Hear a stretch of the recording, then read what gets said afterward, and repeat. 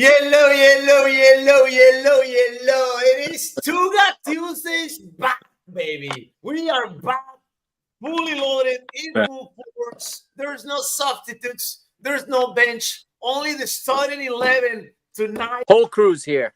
Yes. Yeah. All Full the house. Of course. Yeah. There's no replacements. We got our No best more 11. Reynolds here. No, sir. No. Only the starters. Only the starters. We have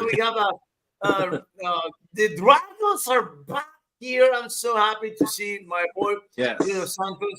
Thank you for coming. Derek Gomez, Mike D'Agostino. It's been 2 weeks, man. It felt like a month, man. It felt like an eternity without Primera Liga, an eternity without Tuga Tuesday. But now we're back after this month. There we go. There we go. Sorry, There we go. We're back. I hit the wrong button. After this, the massive Tuesday, shocking the world, the entire planet, because Ruben Amorim is gonna go to Manchester United. I know that my job. It told me, Nino, hold on, this might not be set up already. But when you hear the "Here we go" from Fabrizio Romano, that's it. Yeah, that is it. He also said, "Here we go" to Cavani coming to Benfica. So don't always take everything he says as possible.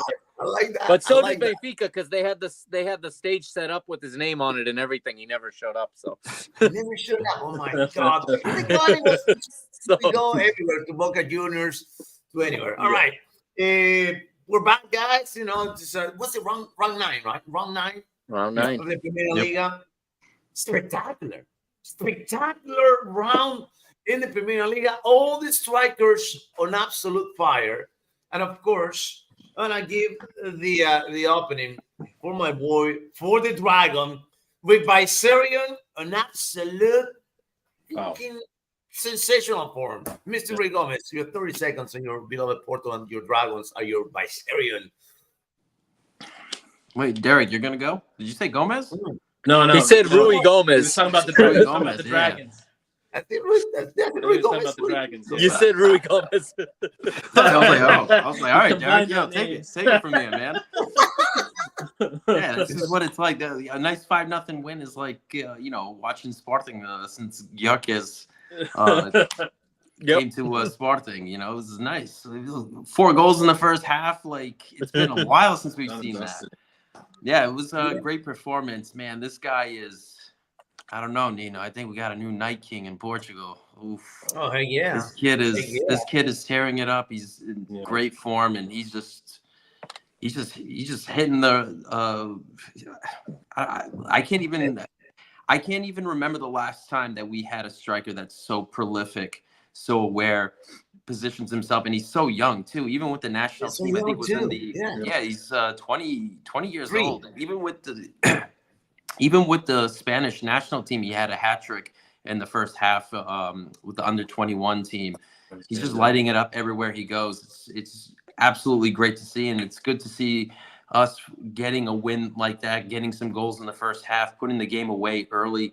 That's what we really needed to see out of this team. And, kudos to Vitor Bruno. I know he's been getting like a lot of heat because of he's a new coach. He's implementing a new system. He's got a lot of players to work with, and he's just experimenting and also being cautious when he's doing it. And I think in this stretch of games, for 14 days, we're going to be playing in 5 games or whatever it is. This is the perfect time to try different things.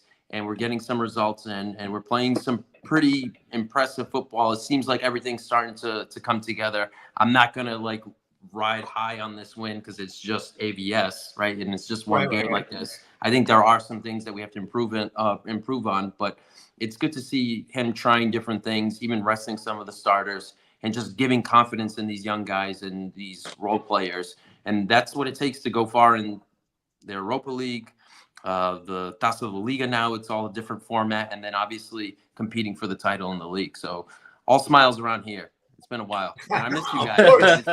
You were talking about it's been like 2 weeks. I haven't seen you guys in like over a month. So It's good to I talk know, about I you guys. know. Yeah, it's good to have you I back. know. I was glad to see, glad to have you back. Glad to see you back. And of course, I was calling the game, right? The Benfica's game, right?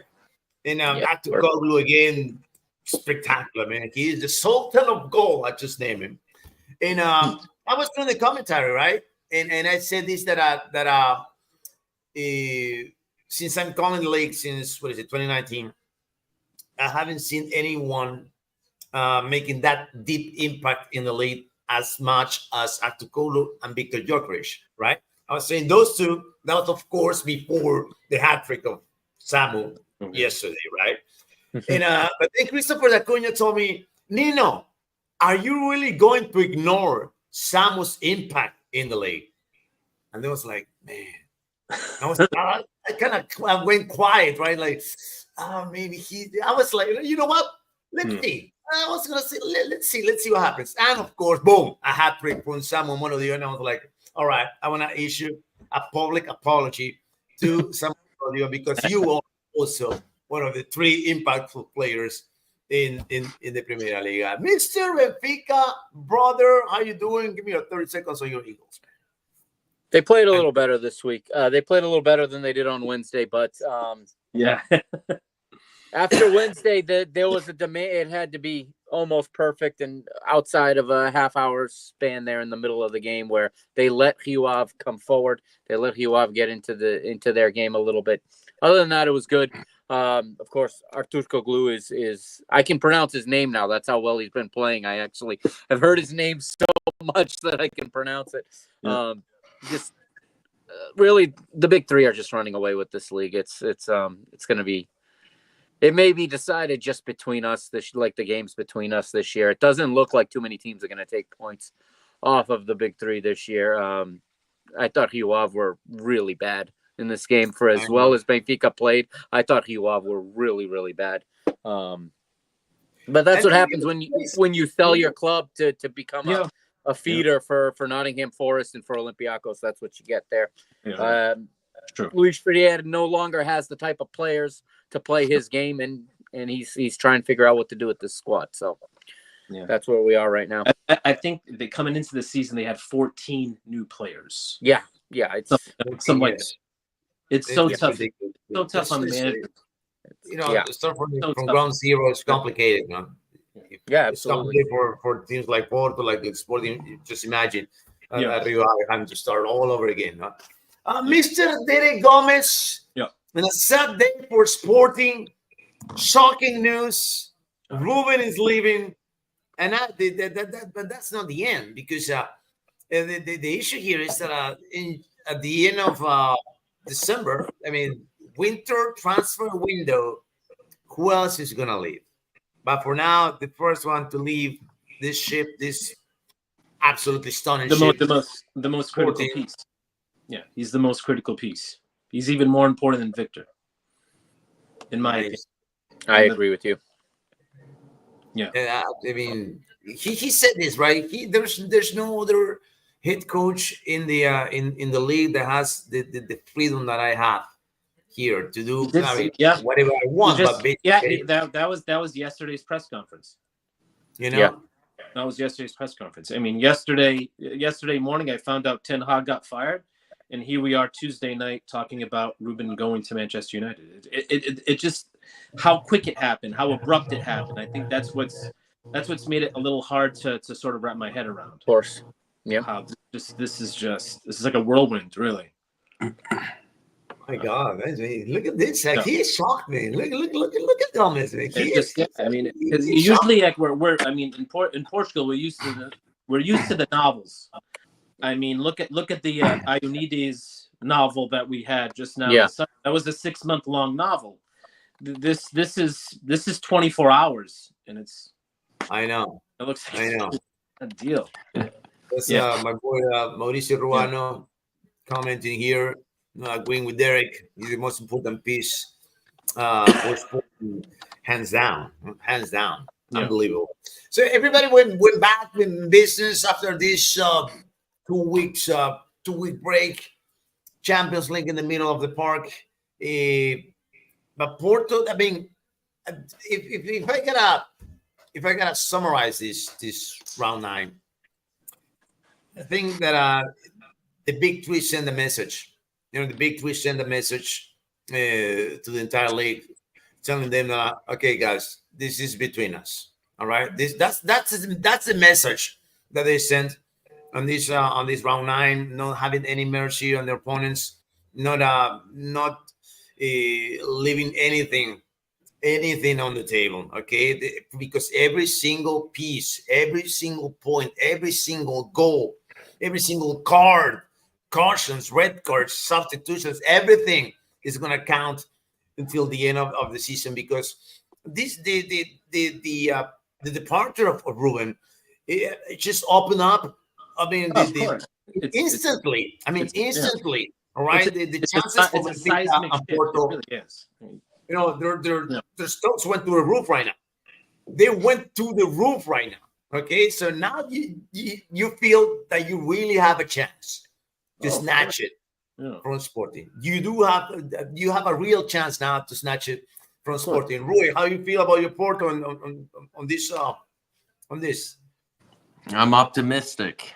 It's like I want to get on the high horse with this. I really like the idea of what Vitor Bruno is doing with the team. I think we have a really talented roster. I think our approach to games is promising, but it's still we need to be convinced. I think it can happen. I think it can work, but we need to start seeing more and more results. I'm trying to see how we're going to go on throughout the entire year. Who's going to be that established starting 11?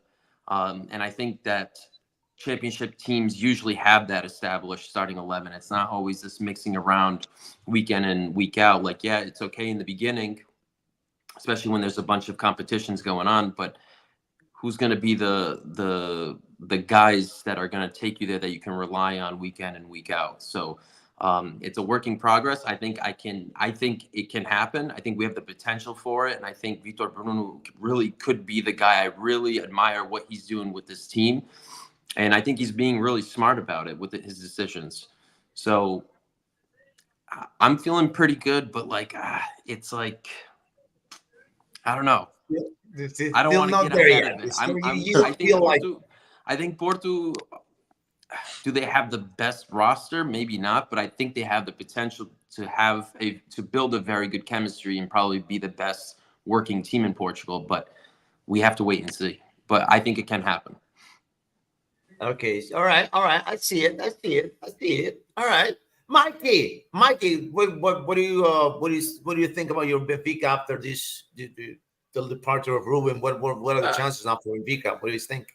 I'd feel better if we didn't have to wait till December to play that game that we didn't play, because we'll always be behind in points until we play that game. I'm being serious, because you don't have those points until you play that game, and who knows what the weather will be like in December when we get there. And I'd rather be 2 points behind Porto than 5 right now, which is where I believe we would have been if we'd have played that game, especially because we have them in a couple of weeks. But I think Porto's in a little bit better spot than we are. They haven't dropped any points outside of the game Sporting. We've dropped 5 points and have not played either Porto or Sporting. So basically Benfica cannot drop points against anyone else for the foreseeable future until something changes. So we gotta wait for one of them to slip up. So in a way it's less pressure, because a lot of it's still out of your hands, but again, can't slip up at any point between now and those big matches. So I'm not feeling as good as Rui is, but I am feeling better about the way that they're playing. I think Bruno Lage corrected some of the mistakes he made against Feyenoord. I think the game against Feyenoord was incredibly naive, and I think Benfica were overconfident in that because they had beaten Feyenoord in the preseason easily, and it was a tactical masterclass from Feyenoord on how to play against Benfica. But I do like that we're getting a little bit of movement in the team. Okay, we're looking a little bit different. We're attacking now. If you see on paper, it's a 4-4.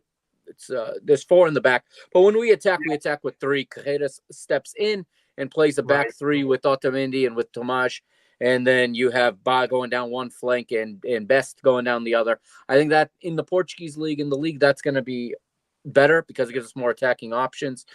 But of course, in the bigger games, we can't afford to do that. We're going to have to put Tino back in, and we're going to have to go to a back four again.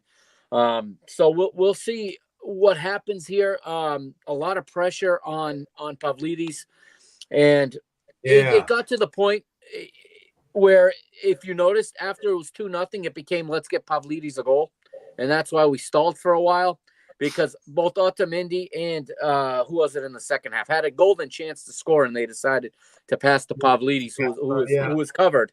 When you try that hard, it reminded me of the other night watching the Boston Celtics go for the 3-point record, and they're hitting 29 shots with no problem. When they go for that 30th, they're not moving the ball anymore, and they're just throwing up threes to get the 30th. They never got it, and it's the same thing. You're trying to force him goals instead of just continuing to play your game and let it come. I know, you were reading plenty of the tweets during the match about Pavlidis. Everybody's coming down on him.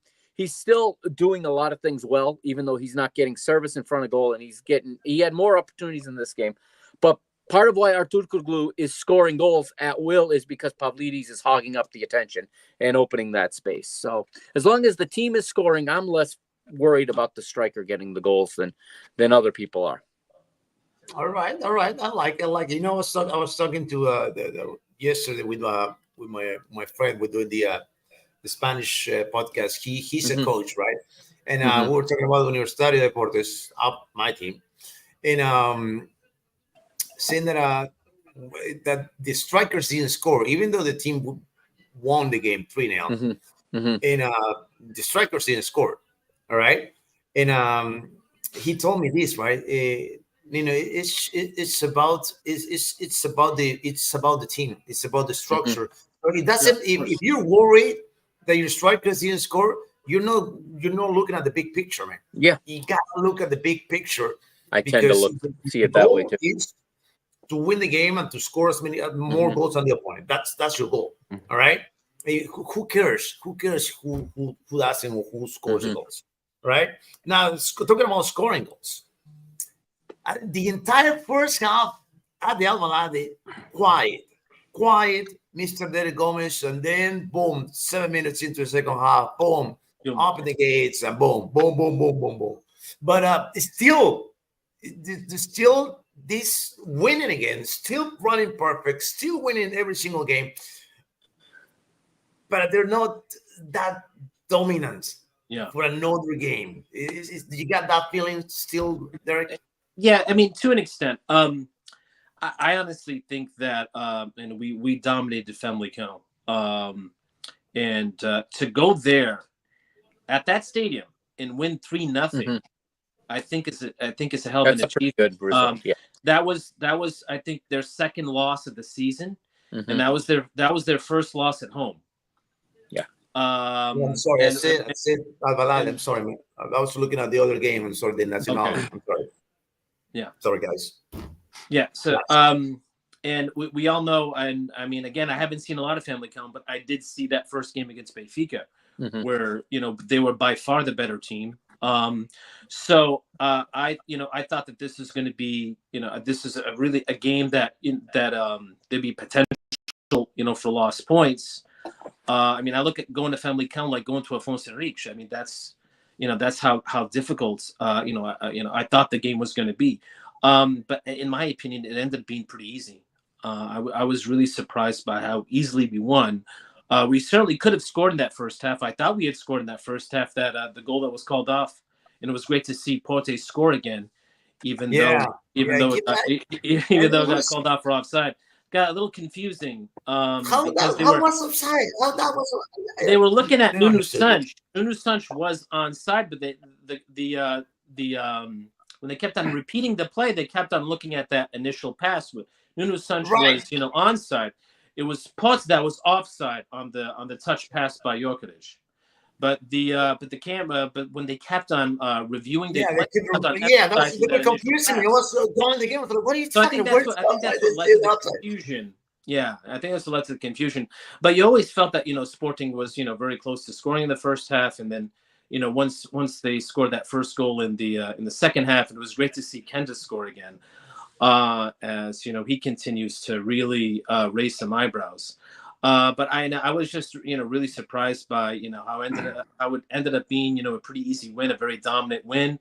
Family had very chances. It was great to see Porto back in action, and it really looks like he hasn't skipped a beat. And the defenders are coming back slowly. Diomande is back, and I thought that he looked really well. Again, like going back to Kenda. Kenda played great, but the big drawback of that game, the huge negative in that game, was that we lost Nuno Sanch for the rest of the season. So Nuno Sanch is that's it. He's done for the season. Well, that was his ACL, right? Yeah, he tore his ACL on that play. And he's gone. So he's not coming back. So, not only is, he's an important player on the pitch, I think he's an extremely important player off the pitch too. He's got that temperament. He's got that energy. He brings that enthusiasm to the team. He's a very important player in that locker room. So, I think that's a key piece that you're not going to have for the rest of the year. Though I do think that, this does give Maxi Araujo a chance to finally show what he's got. Sporting did invest in this guy, and I've seen enough that it's sort of piqued my interest on him. I do think that there is something there. There is some quality there, and I think that he'd probably be the next man up to assume that left wing back position. So I'm curious to see how well he does. But then it's going to fall to I'd say 90% sure that Ruben is going to go. So it's going to fall on the new coach's thoughts, his views on what he's going to do with that position with Nuno Sanch injured. So that's going to be really interesting to see. But overall though, I was really surprised by how it ended up being really easy in Famalicão. And I'm just excited about the future at that point. But going back to we were just talking about. Here Sporting 9 games, 9 wins, 30 goals scored, 2 goals conceded. You look at the table with 3 points up. We were never able to get any separation between Porto, who only dropped points to us. Benfica. So now I'm going to assume my position last season when Sporting's game with Famalicão got delayed. Yeah. And Mike kept on insisting that the points are in the bag. Yeah, you're right. I'm going to insist that the points are in the bag. It's always different when I'm looking at Benfica as 5 points out. Yeah. It's always different with the other team. So we were not able to get any separation between Porto or Benfica. Another thing benefiting Rui is the fact that Porto has already played Sporting, Porto has already played Braga, and Porto has already played Guimarães. So they only really have Benfica left, the schedule. Going back to what Mike said too, Benfica does have, this is definitely going to be the business end of their schedule. They still have to play all 4. They have to play Sporting, Porto, Braga, and Guimarães. Yeah, absolutely. So So they have a more daunting task, but Benfica is they're definitely on the right track, and right now there's a great deal of instability right now with with Ruben's future. So this thing is really up in the air. That's those are my thoughts.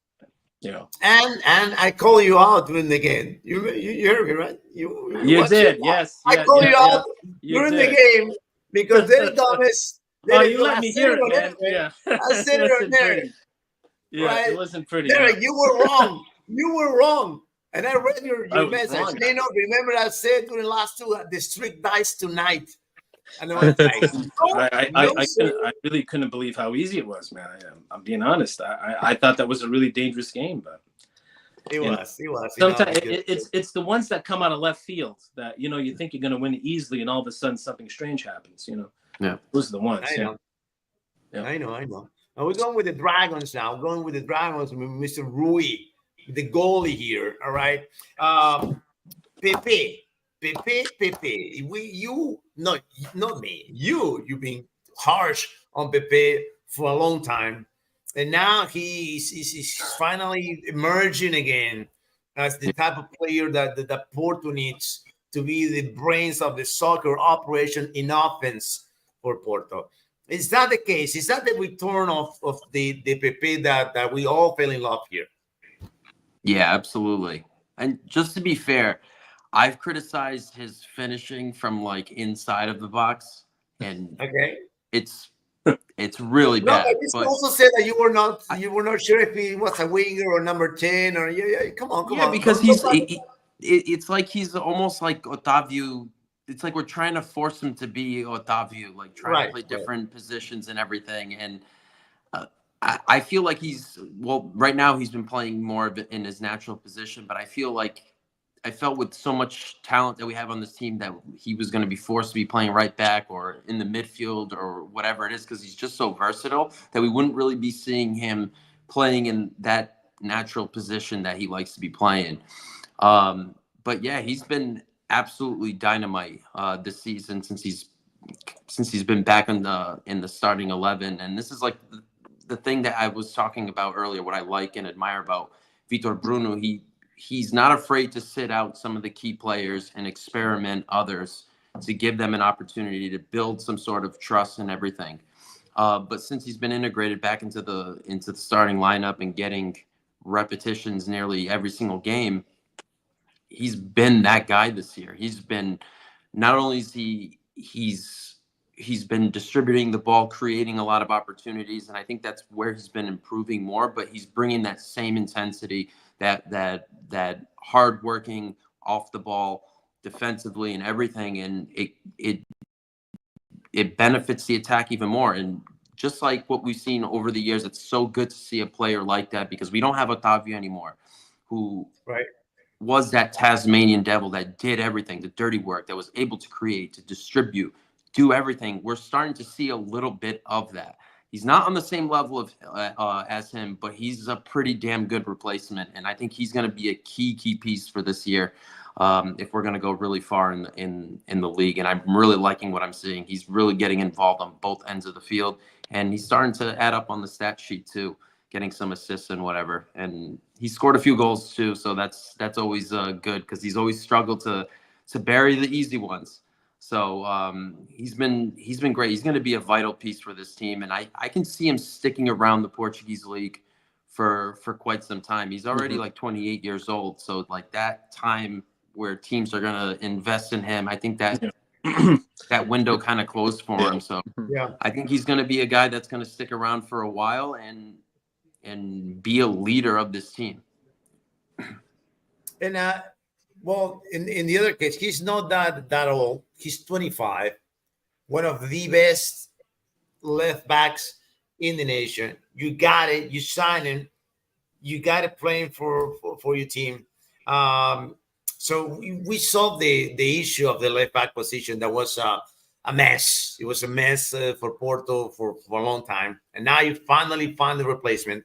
But do you think he's going to leave at the end of the season if he still remains playing as it is now?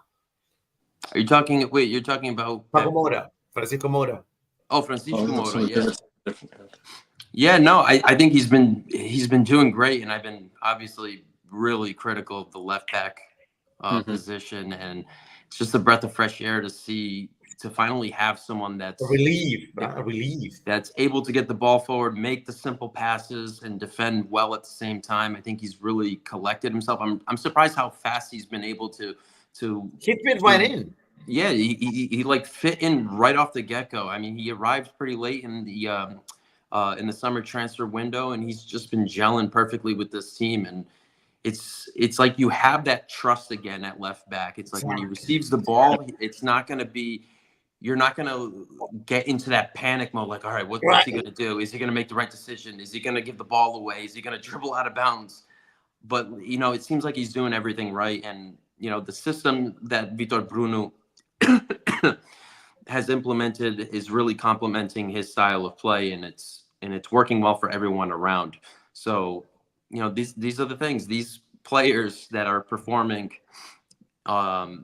are going to be a key part to us going far into the season. And, kudos to I mean, I know I keep saying this, about Vitor Bruno. It's just he's trying different things and it's working well. And my biggest question mark is who's going to be that established starting 11 if we're going to win this whole thing. We'll got to find it.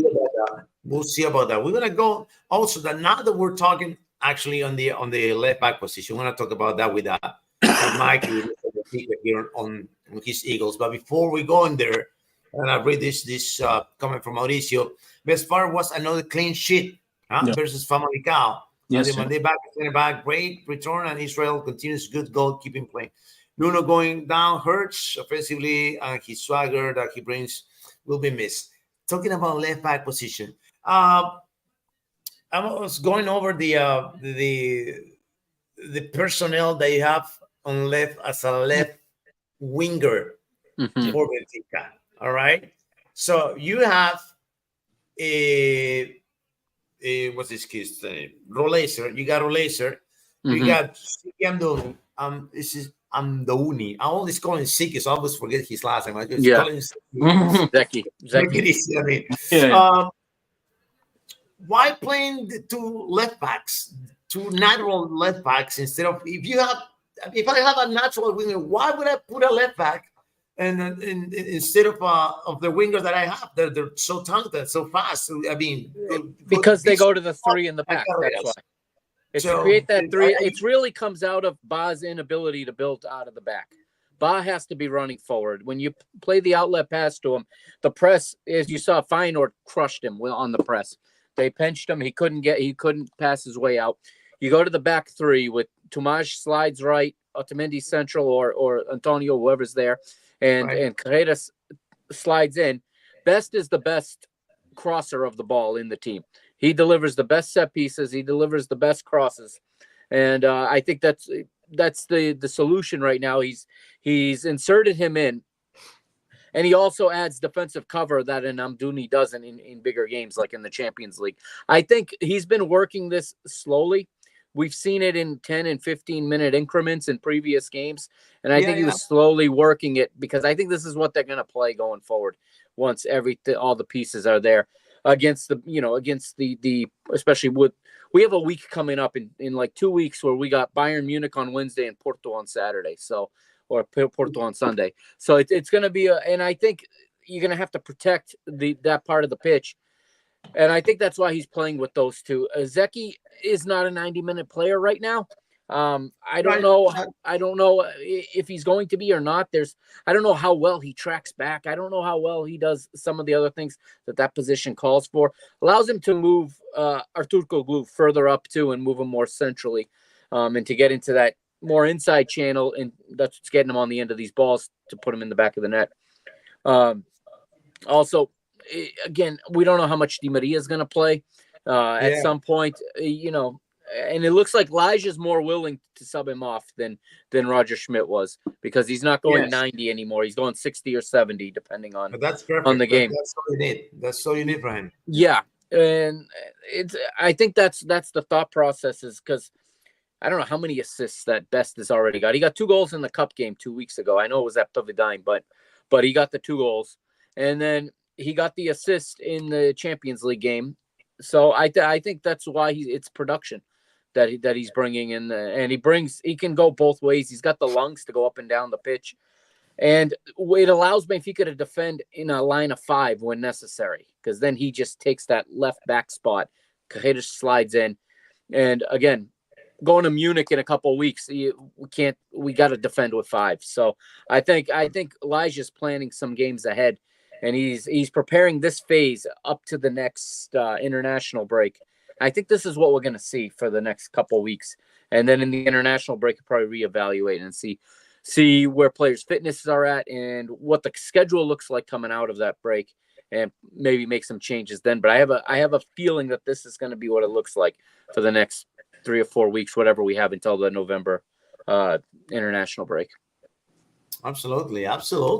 Mr. Derek Gomez, I got this direct question to you. Okay.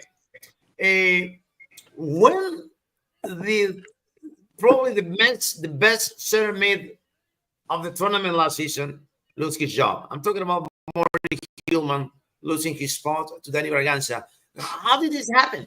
Why did he lose his spot as a starter? I mean, I love Danny, and don't get me wrong, but it's Danny and Morita. It's Danny and Morty, but it's never. We're not seeing that pair again, Morita and Hillman, like what we did last season. What happened? Yeah. No, I think there is, and Ruben's explained this too in the press conferences. They're doing a great deal of rotation.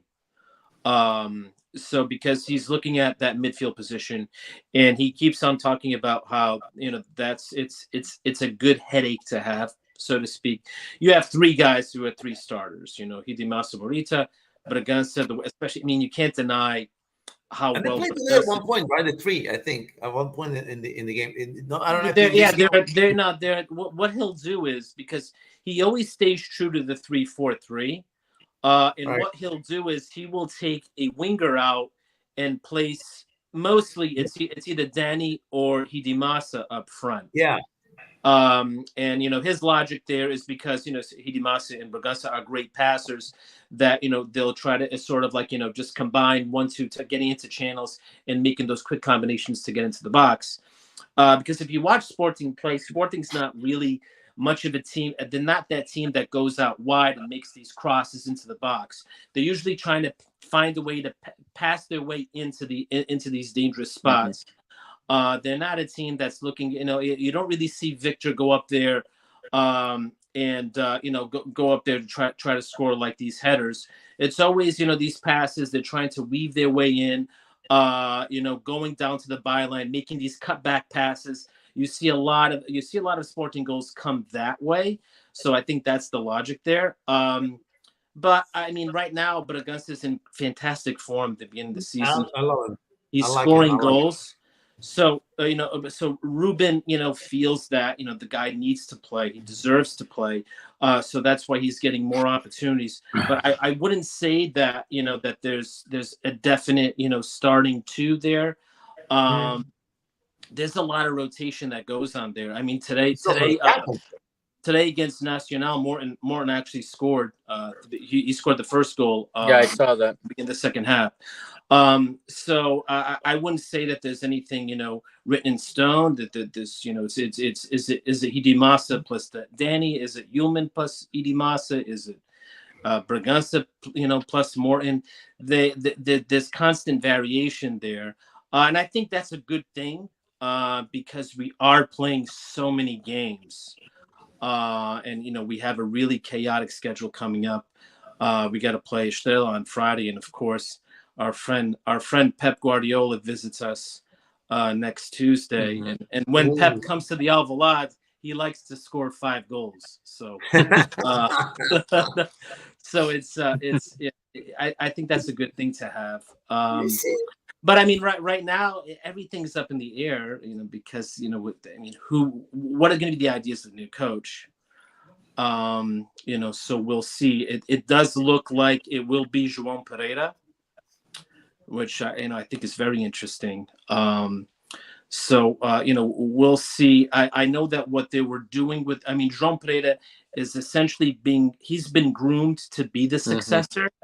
From day one, when they brought him in 2021, to finish out his career, and it was understood as part of that contract that he was going to assume coaching duties the following year, which he did. He was the assistant for the U23, then he took over the U23. Then they let the contract expire with their B team coach, so he could assume that role with the intention of eventually becoming the successor. I just think that it happened sooner rather than later. Unfortunately, I just don't think he's ready right now. But it's with the understanding that he is going to maintain the same system. It's the same system that he implemented down there at the B team. I think they're sort of following that Barcelona model where they play 4-3-3 from like the youngest levels. So then, when there are those players that, make their way through the ranks, that they're so used to the system when they get to the, when they get to the A team. that they're better prepared, to play for Barcelona. So I think Sporting was trying to, follow that same model where, they're playing the same model. So when you finally get to the A team, the adjustment will be pretty easy.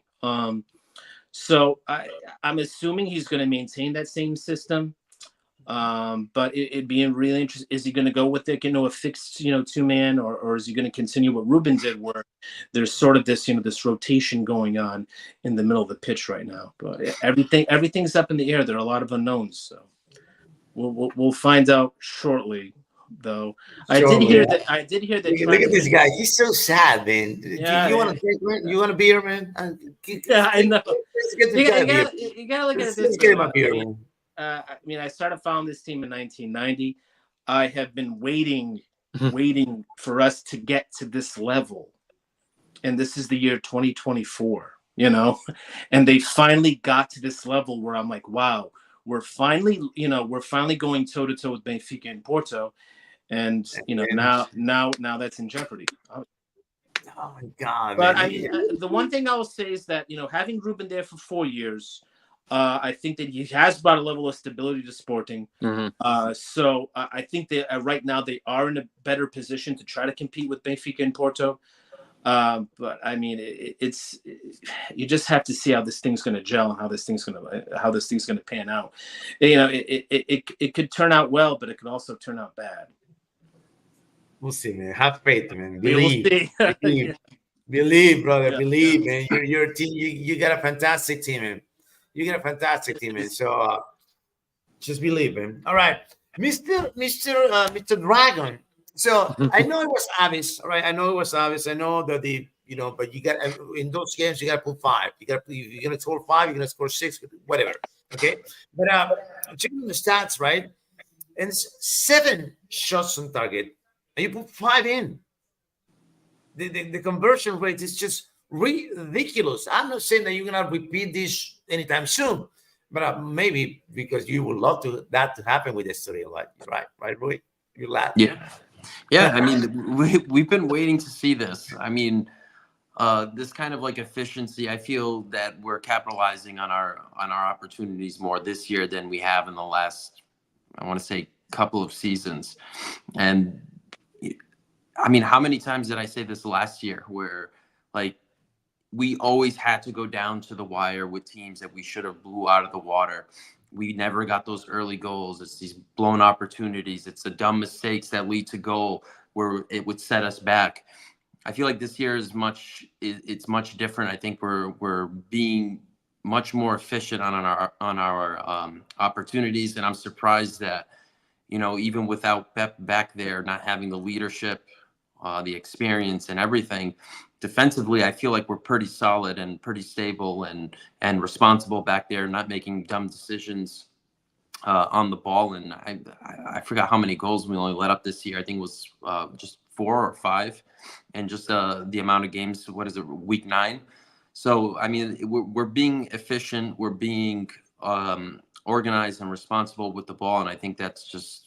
That's the recipe to success right there. I think we can still improve on certain things getting forward, but I think just being this efficient is exactly what you need to win titles and to win games. We're much more efficient, and you have to give credit to having a player like Samu, who just, I can't get over that he's just 20 years old. It's mind-boggling that this kid is this lethal, this consistent. 9 games, 11 goals already. A couple of he had a hat trick in this past game, and he's just burying opportunities, and he's efficient in every single way possible. I mean, look at the hat trick that he had. He buried one with his right foot. He was super calm with his second goal when he took it to his left and buried it perfectly, and then he got one in the air as well. So he can score in so many different ways, and having a striker, Derek, all about this. Having a striker that can just score in any way is lethal. Because when it comes down to dire moments in big games, when you need to get something, you need to rely on a striker that can put these goals away in tough positions, weak foot, in the air. being on your dominant foot as well. It's a huge tool, and this kid is definitely going to be the essential piece for us to win the league, because you need to put goals away. And I feel like even with Taremi and even Nielsen just a few years ago from our championship season, wonderful players and everything, but they didn't have this. They weren't as prolific. Taremi is great in his own way. Yes, he can finish. He can finish, but he is a different striker. But this guy he doesn't need to do the dirty work that Taremi did. He doesn't need to be the guy that drops back, that creates or anything. He's got those players around him. He just needs to put the ball away. I know, in a certain way, he kind of he is kind of doing the same job as Gyökeres. Exactly. Time will tell if it continues or not. But you can kind of see the similarities on the job that he has to do. So this is it's unique, because I haven't seen this from a Porto striker in a long time. I feel like it's always been a team effort on the attack. Yes, Taremi was great, and he could score goals on his day and everything, but he is a different player from what we're seeing with Samu. It's an absolute different breed, man. And I said, a true Dragao is coming after the Night King. That's what I posted on Twitter yesterday after that massive performance from Samuel Morodion. And it's unreal. Now that we're talking not on business, right? We're in business on the strikers or the guys that are on fire. We talk about a lot of Benfica now. We haven't said a word about Mr. Acton Koglu. Are you kidding me? Are you kidding me? A hat-trick from this guy. And who said this? I forgot who said this I forgot to tell me. We want him to be the new Rafa. And it looks like we find the new Rafa with even more firepower than Rafa. Yeah. And a lot younger. Younger than Rafa. And we'll see. This is going to sound, but we'll see how long he stays. I mean, Fabrizio's already tweeting out his stats every game. No. He did it. Yeah, he's doing it every single game. He's letting the world know he's got another goal, another assist. So I really don't like seeing Fabrizio tweet anything. And now Derek can join me in that show, man. But he's playing well, right? And he's fit to this team again. And I think you said it, Nino, when you were calling the game, that you don't remember a guy just from the moment he stepped into this team, he fit and he just starts producing immediately. And he really actually saved Benfica from what was a disastrous transfer window. He was the last guy to come in at the last minute, and it really the one that hit. It was big time. And I think he was underpriced, to be honest. And right now it seems to be paying dividends. He's putting the ball in the back of the net. Yeah. He was underpriced. He wasn't on anybody's radar. Nobody talked about a guy from Turkey. He's 23 too, right? Is he 23? Yeah, he's young, and he's scoring for Turkey as well, for Turkey. When he goes to the national team, he's scoring. So right now he's on some of his best form. So we'll see how long this wave lasts. Stop getting about Gyökeres I've too, been man. trying to get him to tweet about Gyökeres since last year. He doesn't listen. Oh my God, man. Oh my man. No, but to just be serious here with Acton Koglu. And I said it during the game, right?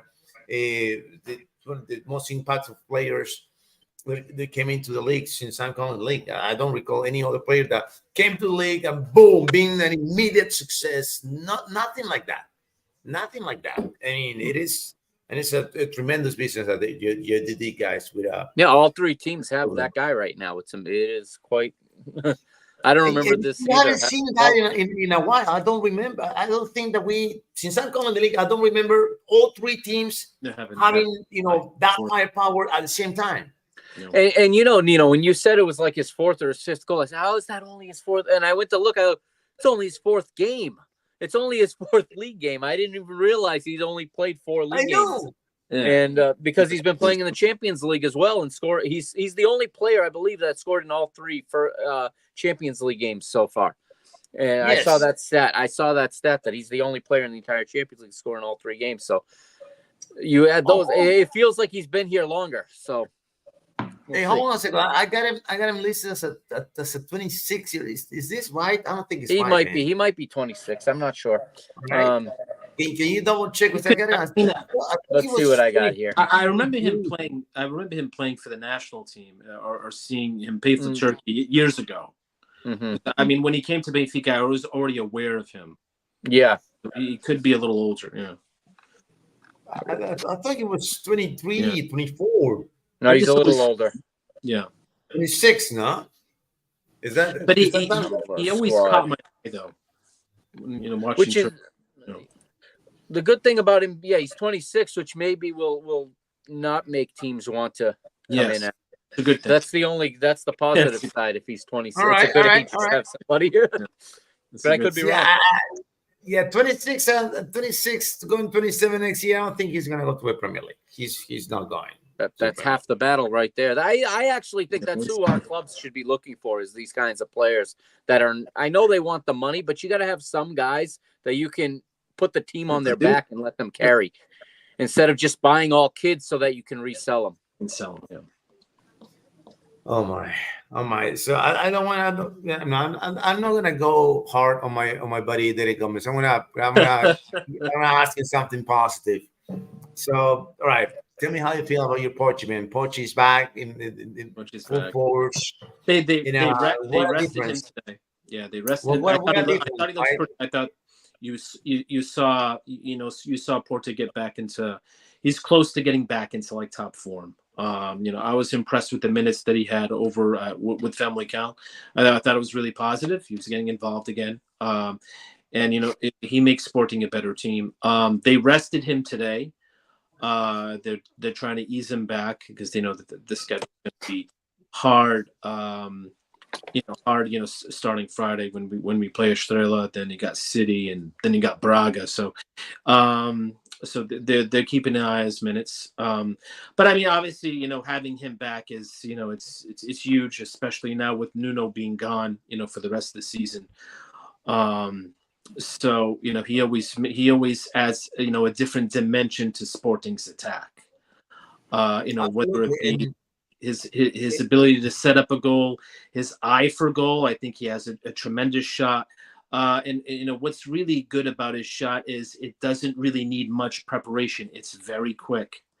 It's just as simple. It's only like when when you're I guess like playing tennis, it's like a simple flick of the wrist. It's just a very simple flick of that ankle, and the ball's right in the corner. So he doesn't need much preparation in his shot. So there's that. His tremendous vision, and he's excellent at getting back and defending.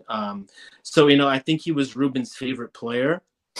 And I think he's certainly one of my favorite players. So having him back is critical. On another positive note, Marcus Edwards finally played today. I saw that. His first 45 minutes in I think 2 months. So I mean, I think that he can, once he gets back into rhythm, once he gets back into form, he can be a critical piece. Especially if Porto is not having a good game, or if Trincão is not having a good game, and we've been really working Trincão hard. He's playing 90 minutes like every game, every 3 days. So having Marcus back, gives us that lift off the bench that I think that we've been missing. We haven't really had that true winger on the bench with him out. We've been making these sort of like adaptations. Where you're putting Maxi Arroyo up there. I don't think he's a true winger. Conrad Harder is not a true winger. I like him. I like him too, but he's more of a number 9. And when you put up, Hidimasa Morita is not a true winger. No. We've seen him up there. Mm-hmm. And you also see Jenny up there, and you notice that Jenny over the last couple of years, he's just built into his routine that he's a wing back. I think he was originally a winger, but he's been playing so much as a wing back that now when he's up there, he looks uncomfortable. He doesn't have the same impact that he has, when he plays back. And he's playing as a left wing back because he gives on the other side, so he's not. Because they've switched.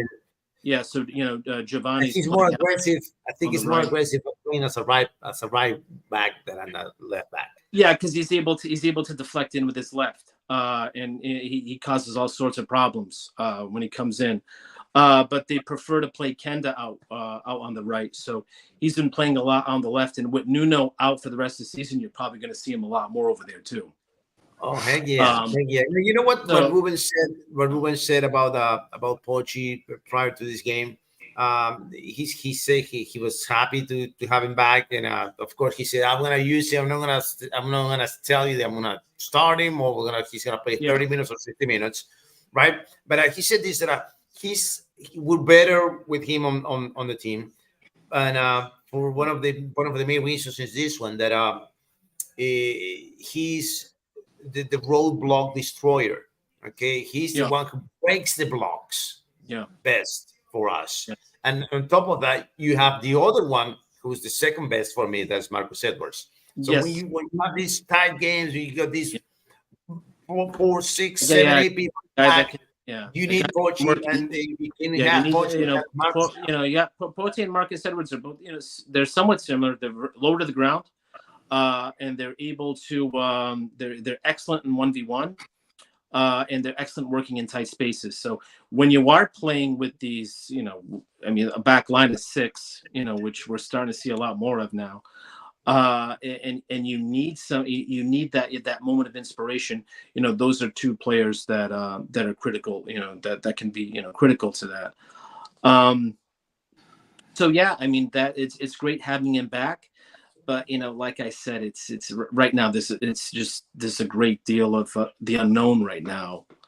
Surrounding Ruben, and how João Pereira is going to, take the reins, and what his ideas are, and how close is he going to stay? The way that he plays, his philosophy. How close is it going to be related to Ruben's? Because if you begin to diverge from that, that's going to cause instability in the group. And you could really destabilize what Sporting's got going right now. So this is going to be a very interesting next 4 weeks, this next month. I'm really curious to see how this is going to affect the team. So all I'm saying, man. Believe, brother. Believe. Now Mauricio Ruano is saying this, right? Derek, do you move now with Nuno out? Do you move Genny to the right, or what? Do you move Genny over there with Kenda at the right wing, or Araujo left wing and Genny at the right? What do you see? What will you do? What's your choice? I think right now, looking at the players' form, I do think that the best bet would be to move Genny to the left. Because Kenda's been great, and I want Kenda to continue to flourish. So I think Kenda, has that lockdown on the right, and then with Genny on the left. Because I think those are your 2 informed wing backs. But now with Nuno out, you will see more of an opportunity for Araujo, taking into account that we're in so many competitions. We're still in the Taça Portugal. We still have 5 Champions League games left. Plus, you got the final 4 now. We in January. Taça Liga now in January. That coincides with Champions League games that are going to be super important. So I think that if I was to pick an ideal starting 11 with everybody fresh, I would like to have Genny out on the left. But knowing that there are so many games, there's going to be plenty of opportunities for Maxi Arroyo to prove himself, at that position. But right now, if I had to pick one, I would pick Genny over Maxi at this point. You go Genny and Gio on the wings then? That's what I would do, yes. I'll go that route too, man.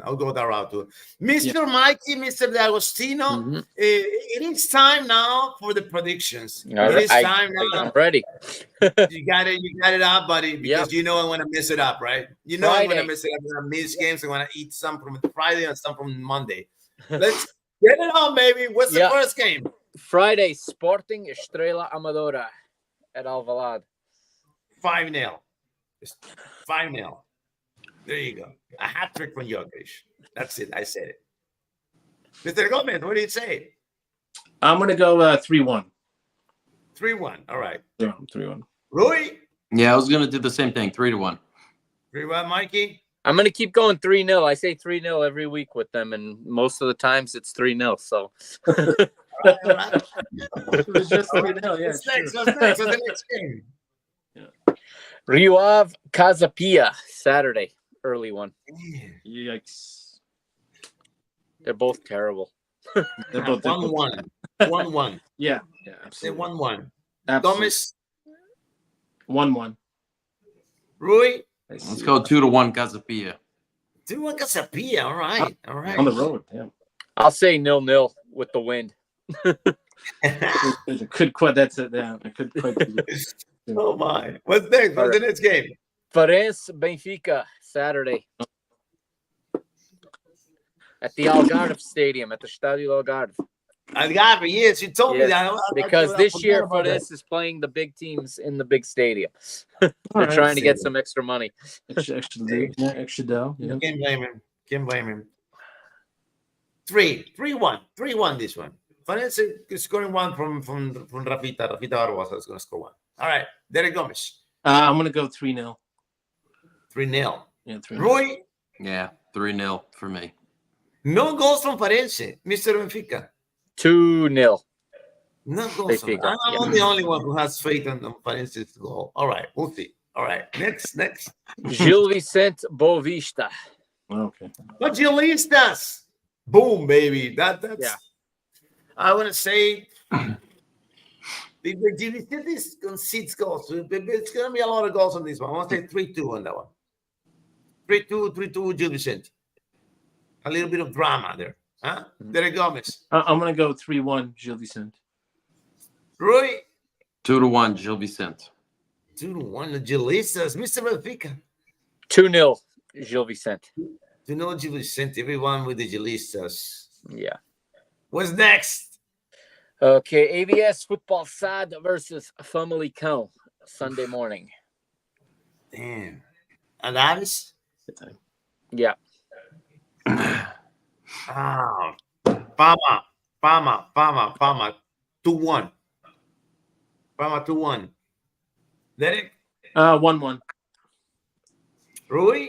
I'm gonna go 1-0 for Famalicão on this one. Mr. Benfica?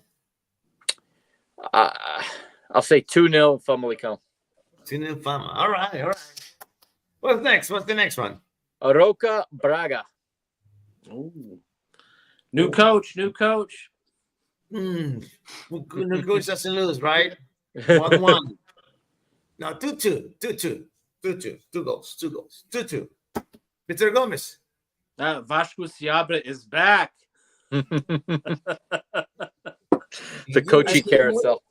Is he gonna win? I think the Chicotada is going to be in effect. I think Aroca's going to win 2-1. Oh my! Yeah. Rui? No, I'm gonna go with Braga. Yeah. Braga. Yeah, Braga. I think they're playing Guimarães this Thursday, so that's gonna be a big one. And whatever result that they get out of that, whether they lose, I think they're gonna go in with some motivation, just unleash. And if they win, it's a big win, and they're gonna go in with confidence. So I'm gonna go with them. I'm gonna say 3-1 in this one for them. All right. Mr. Benfica? 2-1 Braga. 2-1 Braga. Hey, if I'm not mistaken, I think that Ricardo to score a goal yet. Is that right? Is that right? I gotta double check, but I don't think he scored a goal yet after freaking 9 rounds. I don't know. If I'm not mistaken, I'm gonna take a second look on that one, but Let's see. I don't know. All right, what's next, Mikey? Oh, I lost. Hold on, I changed my screen to see if he had scored. Next is Vitória Guimarães Moreirense. Vitória. I would have said them last week too, and they let me down, so I don't know. No. They let everybody down, sure. Derek Gomez? I think Vitória will win 2-1. But I think playing during the week is affecting them. Yeah. Yeah, I'm gonna go with Vitória. I think it's a must-win for them to kind of just separate from Moreirense in that table, and this is where this is kind of like their bread and butter. Just get into that European spot if they can. Yeah. So they need to win this one. Mr. I'll go 2-1. I'm also 2-1 is my instinct too. I'm gonna go with 2-1. Vitória Guimarães. And I double check. Oh no, he got one goal. Got one goal. Okay. He got one. What's next? What's the next game? Porto Estoril. Rui's favorite. Oh yeah, 5-0. Yeah. 5-0. Rui. So a hat trick from Samu, and then a goal from Fábio Vieira, and it's gonna be an own goal because it's Estoril and I hate them. So we're gonna. I might hate them more than Benfica, to be honest. Oh, Nino's frozen. Yeah, he is. Yeah. I think Porto wins 5-0 again. Yeah, I think it's gonna be. I'm gonna go 5-1. There you go. I'm back. There you 4-1. Mikey, what do you say? I said 5-0 Porto. I said 5-1. Yeah, they're at the start of a really good run, I think. Yeah, and they're out for revenge. Mm-hmm. And if we don't win this game, I am never coming back on here whenever we play a studio ever again. Last game. It's Island versus Island. Nacional hosting Santa Clara if the fog doesn't decide to change the game. Santa Clara, 2-1. Derek. I think it's gonna be. I just got a feeling it's gonna be an ugly game. It's gonna be. It's gonna be 1-1 or 0-0. 1-1. What was you gonna say, Rui? Yeah, I'll go 0-0 with this one. See if 0-0. Maybe Santa Clara will start losing some steam. Mikey. I'll give Santa Clara a small 1-0 win, a marginal 1-0 win. 1-0 win. All right. Yeah. All right. So I forgot what was the hold on before that was the last game, right? That's Monday night's game, yeah. Monday night. All right. So don't forget about this, Mauricio Urbano. Shout out to Vitória's win in Yep. Europe. Yep, they're doing well. They're doing well. Yep. Undefeated. They're finally we finally have a 5th place Portuguese team. Yeah, beating teams they should beat, carrying some of their weight. Yeah, Mm-hmm. they're where they should be. Yep. They should be in Europe all the time. Every season they should be in that third competition. Because it wasn't like they were getting eliminated by these powerful teams. They were getting eliminated by some team from Serbia, or Right? Some team from Estonia, some team that they should beat. They weren't doing it. Now they're finally beating the teams they should beat. Yeah. And that they should have enough experience, Yeah. They've been let down so many times, but they're in this competition against these obscure teams that I've never heard from. So, but at least they're finally beating teams they should beat. Yeah. I know, finally, man, because we've seen these results, man, that they were like, how do you lose against this team? How do you lose against that one? It's nonsense at all. But anyway, guys. Well, thank you for being back. Thank you, Rui, for coming back. We miss you a lot, guys. buddy, my brother. Thanks for not kicking me off the show permanently. It's so unreliable. I thought you were going to find someone else. No, we've been looking. We're doing the scouting, but the scouting's been slow. So is that why you call me Rui Gomes? Because Derek had to be covering Porto all the other time. He just changes his t-shirt. Oh, man, but why are you wearing red? That's my question, Rui. What's up with the red, man? I don't know. I'm wearing an Arkansas. This has nothing to do with Benfica, of course. No Benfica fans in Arkansas. No, I don't know. I might know one actually. I know. I wouldn't be surprised. When I went to Nashville, I met up with a Portista there, so you never know. Oh yeah. Yep. Nice. That's very nice. All right, guys. That was it for the show. This is the end of the show. Thank you so very much for watching. Nino Torres, Eric Gomez, Mr. Benfica, and Rui Pereira Jr. All right. Thank you guys. See you next week. Tuga Tuesday. Bye-bye. See you guys. Tuesday. Take it easy, guys.